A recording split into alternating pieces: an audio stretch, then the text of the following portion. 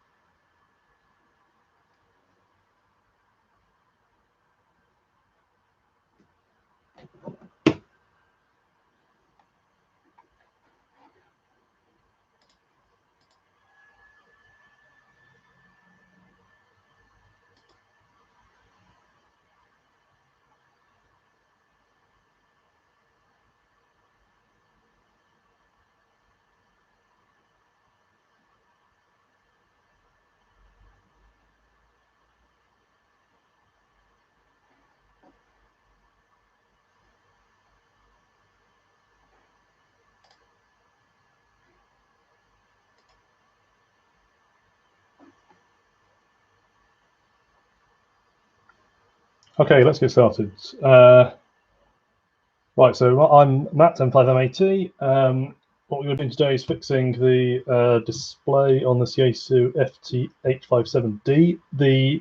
This fix is also applicable for the Yaesu FT857 non-D model as well. I haven't tried it on that, but I believe that it's the same. This is the first ever live stream that I've done, so it could all go horribly wrong. I don't know. You have to bear with me. I'm also not at my regular workbench, so I believe I've got all the tools I need here with me, but I may have to go off and get hold of some of the tools if I need to, so apologies for that. I am monitoring the chat as best I can, so if you've got any questions, pop them in there and I will do my best to answer them. So what's the problem? Well, the best way is to see it if we turn the radio on. So this seems to be a fairly common problem with these radios. The display here is it's an LCD dot matrix style display, so rows and columns. And as you can see, a lot of it is not working at the moment. It seems to be the case with these radios that after a while you may start losing the occasional column, and it just sort of gets progressively worse from there. As you can see, this is basically unusable at the moment. I have actually used this radio in this state in a 70SEMS sideband contest. It was not easy at all. The frequency and mode and stuff is all you can kind of monitor and change it over CAT, so that's easy enough. But any of the menu options on the phone, on the device, obviously there are quite a lot because there's not that many buttons, you basically can't change those really. You just have to go with what's already set and hope it's right. So that's what we're going to be doing. We're going to be fixing that. First point, I guess, if you're already an FT857 or 857d owner, your best bet really is to try and avoid this from happening in the first place. It seems to be the case from what various people have reported that heat causes the issue. So if the radio is in direct sunlight, or if you're leaving it in a warm vehicle, or a vehicle that could get warm sat in the sun, that's most likely to be how these problems are caused. It's not universally true. Some people have said, well, I've had it in my truck in Texas for years and it hasn't been a problem. So I don't know if there's different versions of the screen where some are more susceptible than others or what. But if you've got one of these radios and you do use it mobile, then either taking the faceplate out of the vehicle or covering it over so it's not in direct sunlight, that's probably your best bet. As I mentioned earlier, if you start losing a few columns, it doesn't mean the radio doesn't work. It's only the display. The RF side is all fine. Well, unless you've got any other issues along with it. So I use this for probably a good year or so with just a few columns missing, and that was okay. But it will progressively, or it seems to be the case that it progressively gets worse and worse, like this one has done. Okay, so what we're going to do, I'm going to talk through. There's two fixes to this. There is the fix that we're going to be doing second, which is just replace the electronics and the screen module in there. But before that, I'm going to show you a fix that Mike Deal W8LID came up with and advertised on Twitter a few years ago. And that, when I show you that, we can also talk through what he suspects some of the kind of underlying problems with this design are, which will make a lot more sense once we've got it open. So let's open it up first, turn it off. So I need to pop the front panel off. You can get rid of the base of the radio for the time being. So on the back here, there's two screws here that just need popping out. Pull that panel off.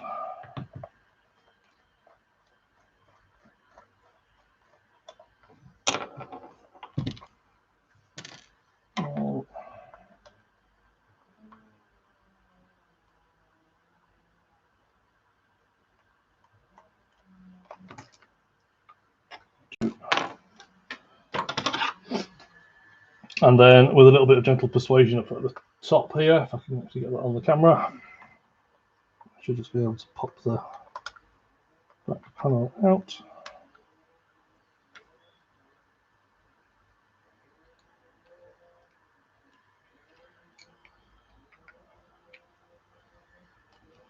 Okay, now careful taking the back panel off. There is a ribbon connector here, which takes the signals out for, well, I think that's the headphone jack at the side there. Stuck down with some tape, and then you can you can just sort of pull this connector out. It's not the best way to do it. There is a little black plastic part here that pops forwards gently.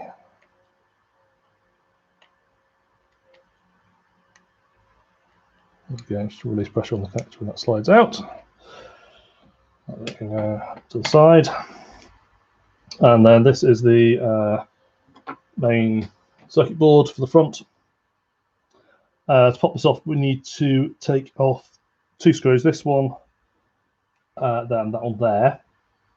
There are two additional screws there and there. They are the part that holds the LCD onto the printed circuit board. So we are going to take this off in a minute for this one, but don't do it just yet because it will start falling apart in your hands otherwise. We need to pop this one out first. That's the encoder for the VFO knob at the front. And that one stays where it is, I believe, if I remember correctly.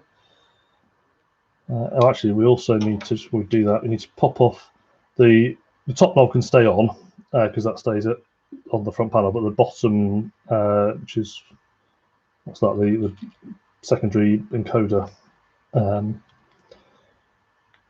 that slides off, and there is an additional collet there as well, which we ideally don't want to lose. That one there, don't lose that, and remember which way around it goes.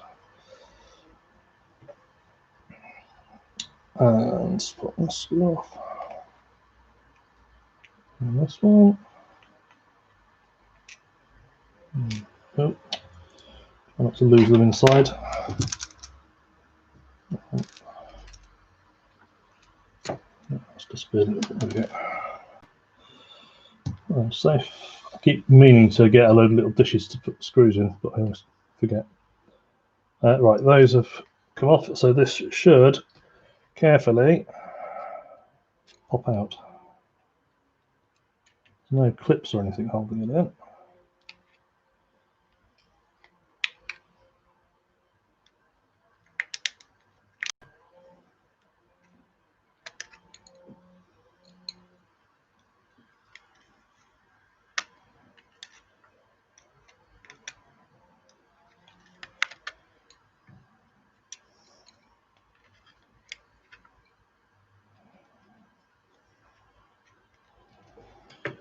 Yeah, and then the VFO connector just pops through the hole in the PCB. And that comes off. Right, there we go. Now then, so this is the offending LCD module. Now, if we were just replacing the whole module, we don't need to do this bit, but if we pop this off, we can see what the actual underlying problem is. See where it is at least, can't actually see it.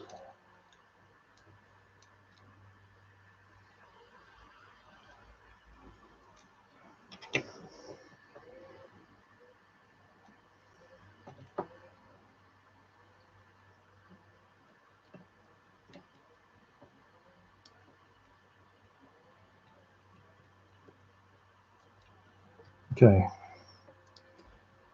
So under here, it doesn't actually matter if we break it because we're replacing the whole thing anyway. So under here, we can see this is the LCD module up here, and underneath is the ribbon connector that goes from the circuit board here up to the LCD module. Now, actually, as part of that ribbon connector here, there is a chip of some sort. No idea what it is. Some sort of driver chip, I suspect.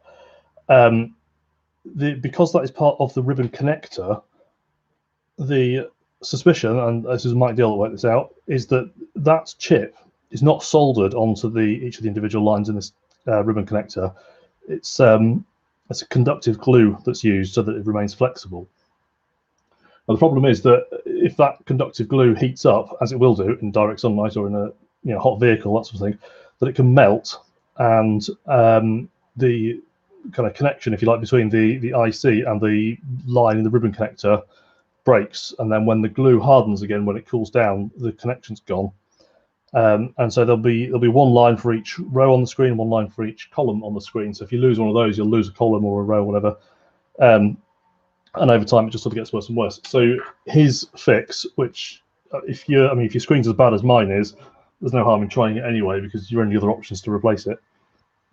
So his fix is to gently heat this up, apply pressure around, the idea being that you heat it up to melt the glue, apply pressure around it, which causes the glue to kind of reflow back to where it should be and cool down, and then it'll be conductive again.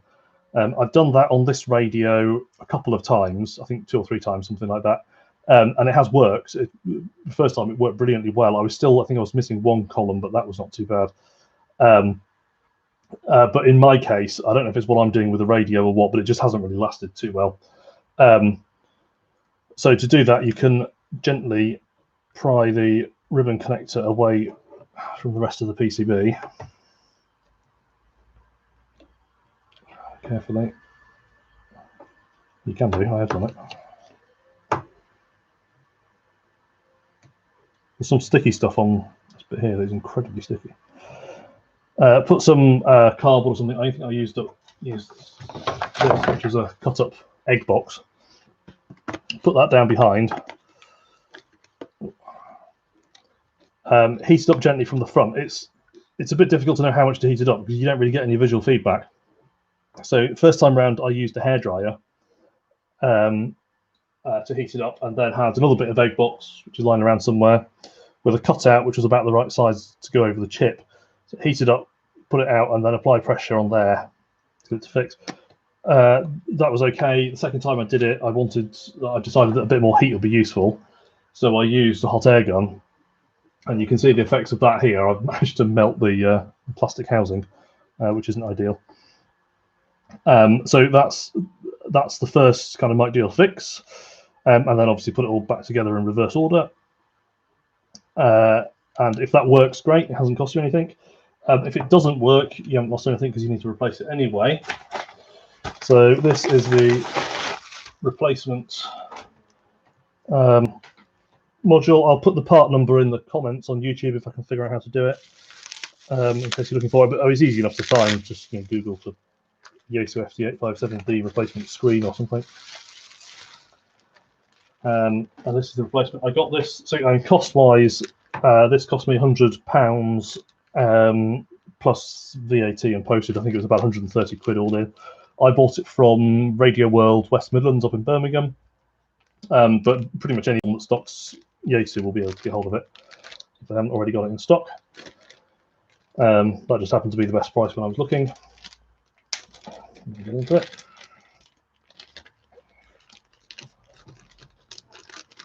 And this is the first time I've opened this up, and I haven't tried to replace it yet, obviously. So I don't know how it's going to go. So that is the replacement. It obviously looks pretty much the same. Now, what we do need to figure out is how this bit comes off. I don't know if this is going to be a solder job. I think it probably is because there is no header on here, which means that we have to pop this one off. What's all going on? I thought this was going to be a no solder job. Apparently that's not the case. And I also don't have all of my soldering stuff here, so this actually could be quite tricky.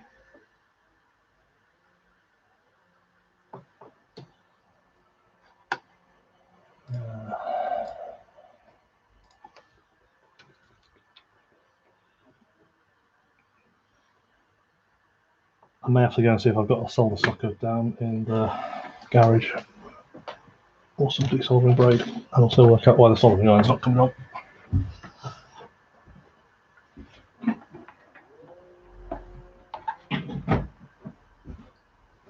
Okay, plugging it in apparently does help.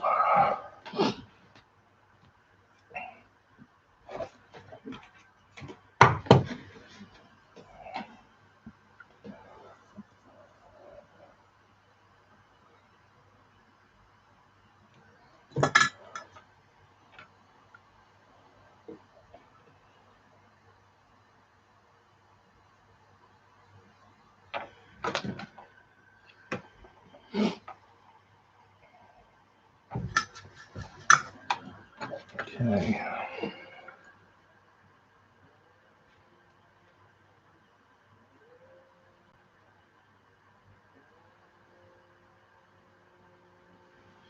Now I'm going to have to go find a solder sucker or something. I will be back in a sec.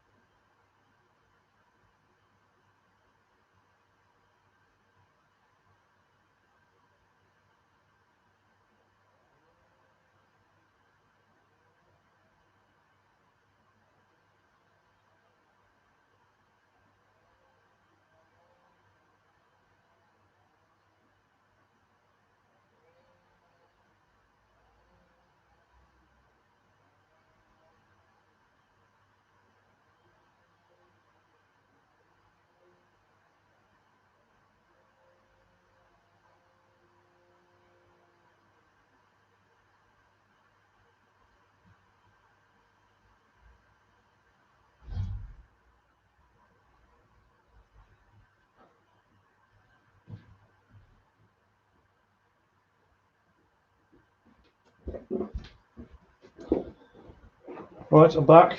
I'm back without the right tools because I can't find them.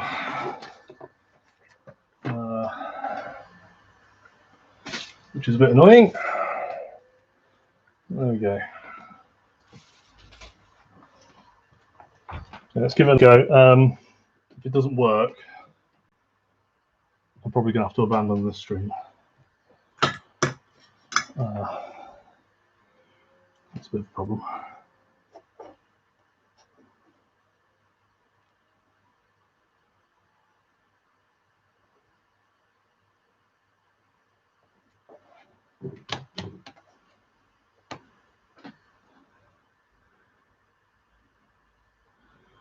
I could just pop the wires out and not bother with the header. Solder the wires directly to the PCB. It would work. It's not ideal.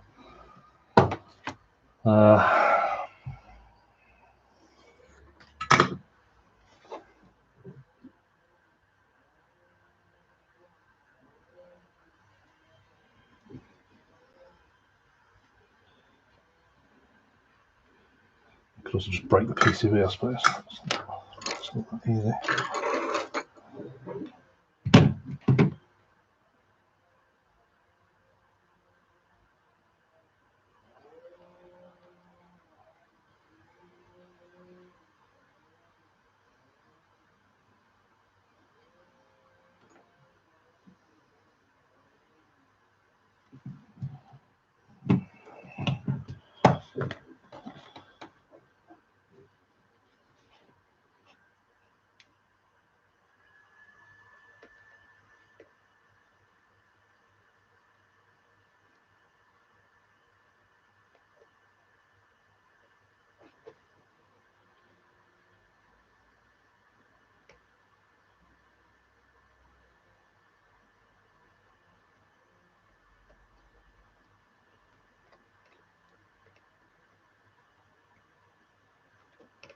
That's just not coming up at all. Well, let's go up slightly.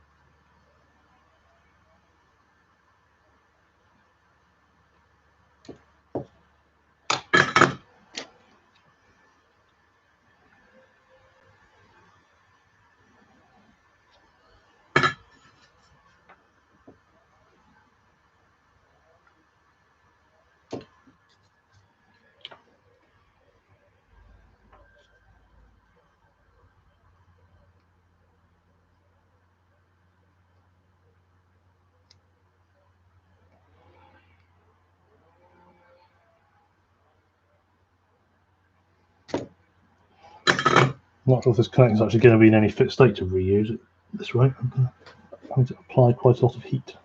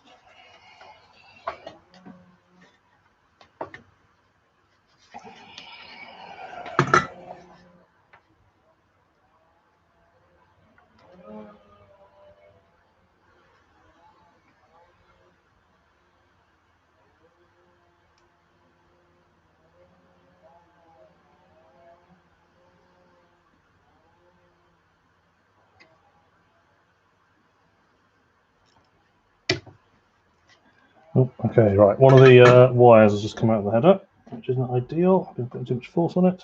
So I think that answers that question as to how we're going to proceed, because that's going to need soldering on anyway. So we might as well do the rest of them as well. Right.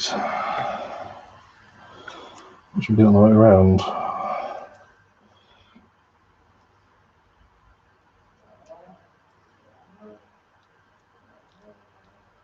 How does that come off? That protected layer off. Okay.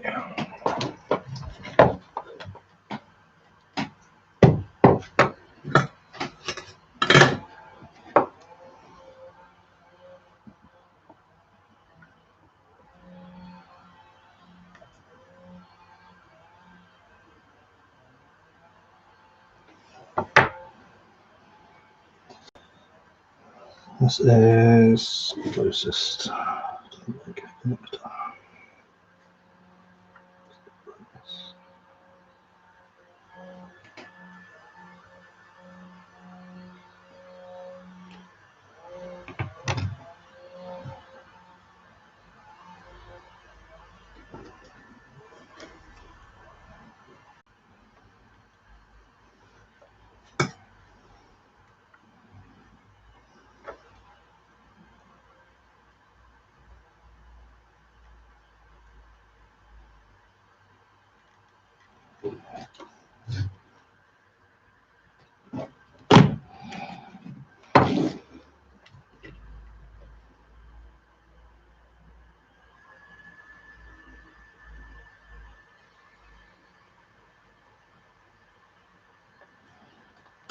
First one.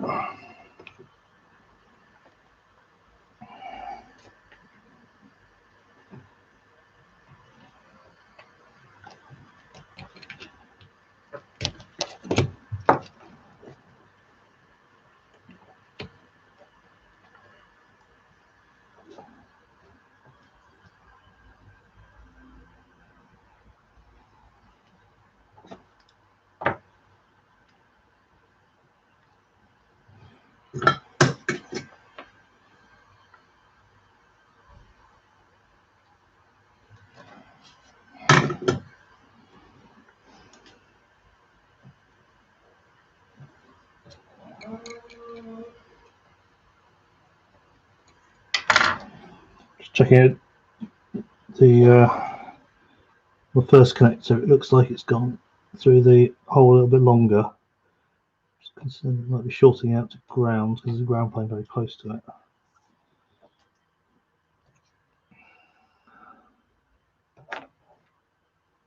Just check that for continuity first, I think.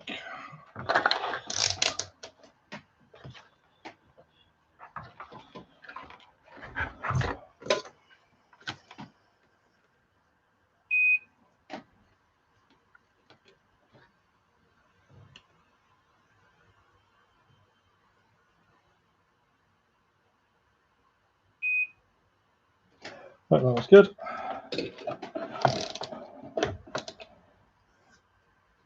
Okay, second one.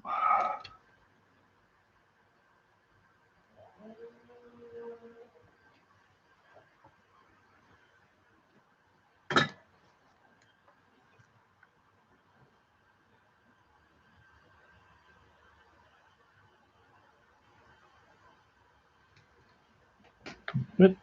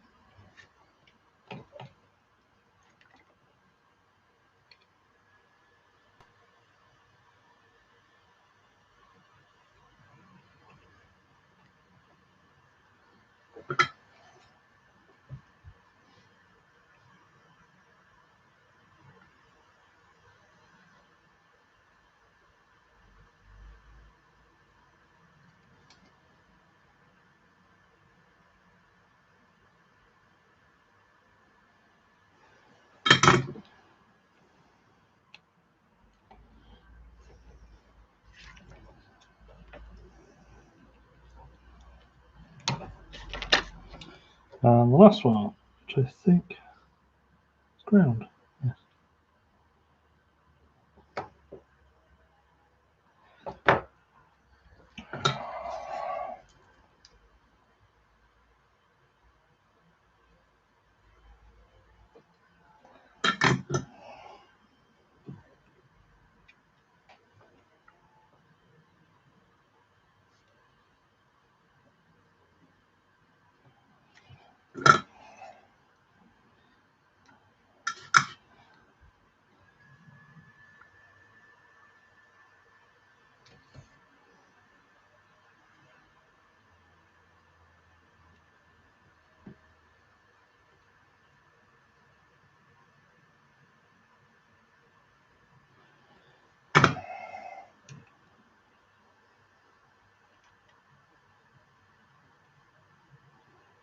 Okay, that looks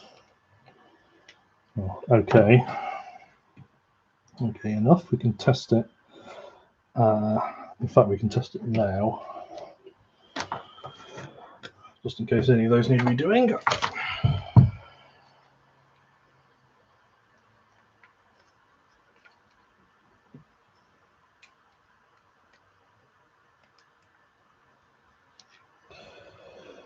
So that is the volume, audio volume, and sculptural RF gain we need to test. Let's plug it in first, that would be helpful.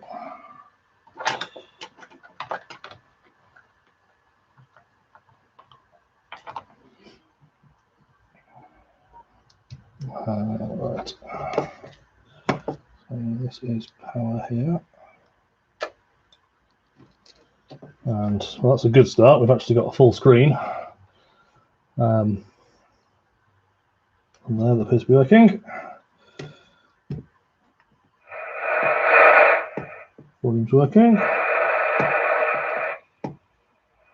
And RF gain, that's working too. Brilliant. Bit of a relief. And off.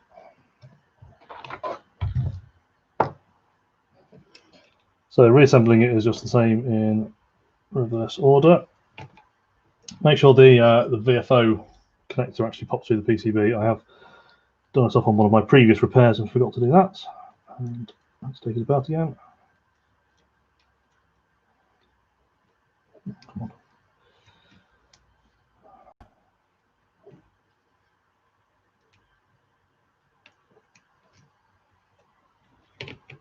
go.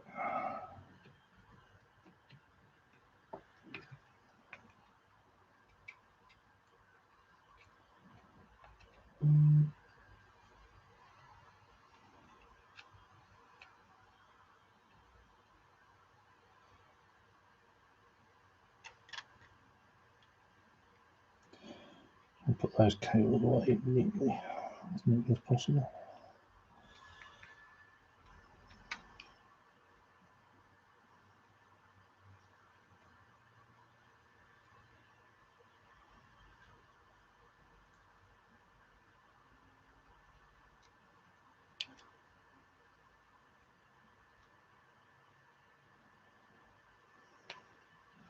Doesn't seem to be going in quite as easily as last one.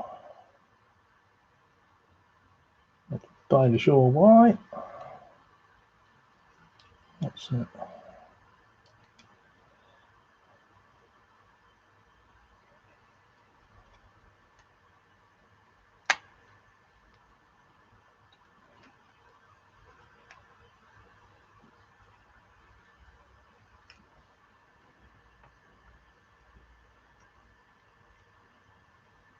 Seems to be the rubber surround from this switch, C switch, is holding it up.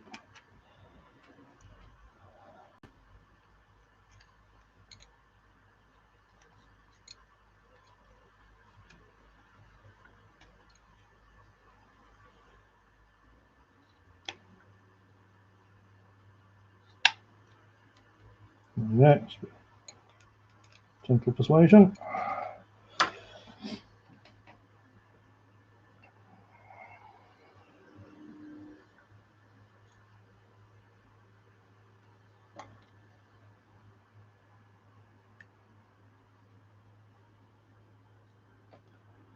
Oh, however, that's not all the way in that side.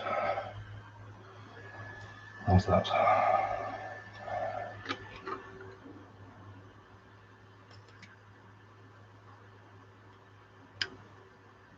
That's better.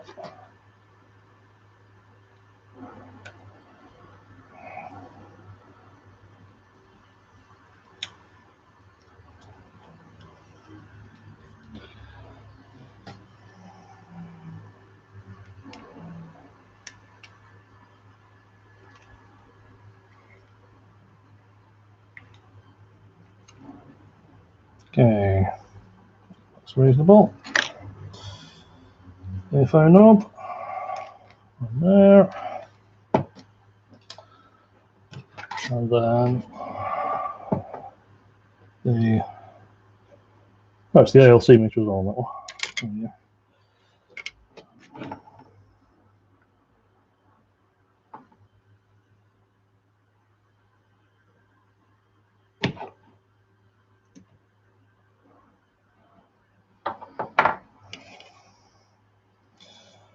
Get this right around.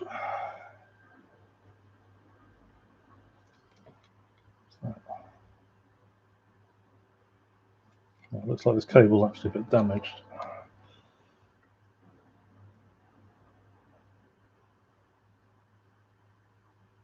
It's only the insulation, that's all right.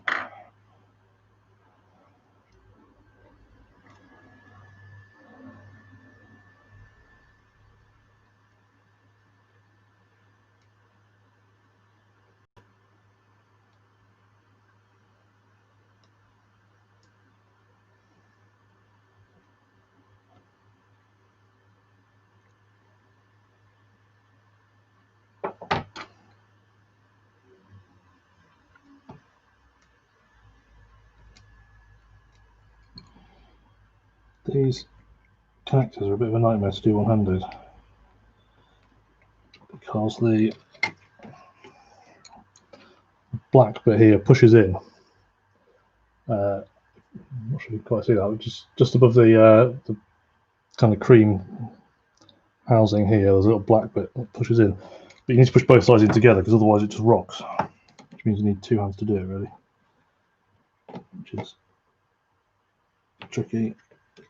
You need about 5 hands to do anything with electronics anyway.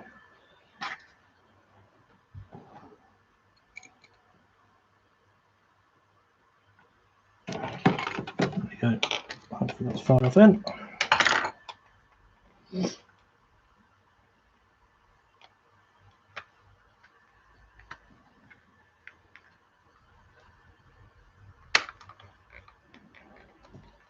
Okay.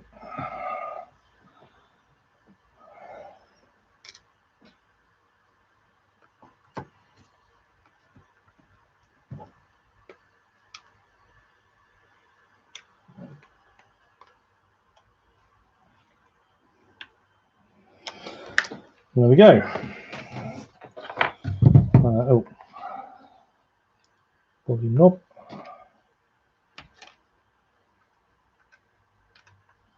Not the volume knob, the menu and secondary encoder.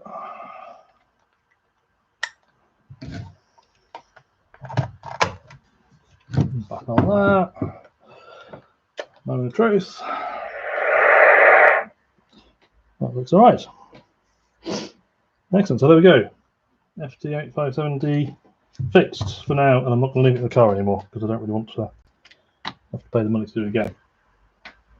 There we go. If there's any questions or anything else that you want to know about this, then give me a shout. Twitter's best. Just my call sign at M5MAT, and I will do my best to answer any queries on there. So thanks for watching.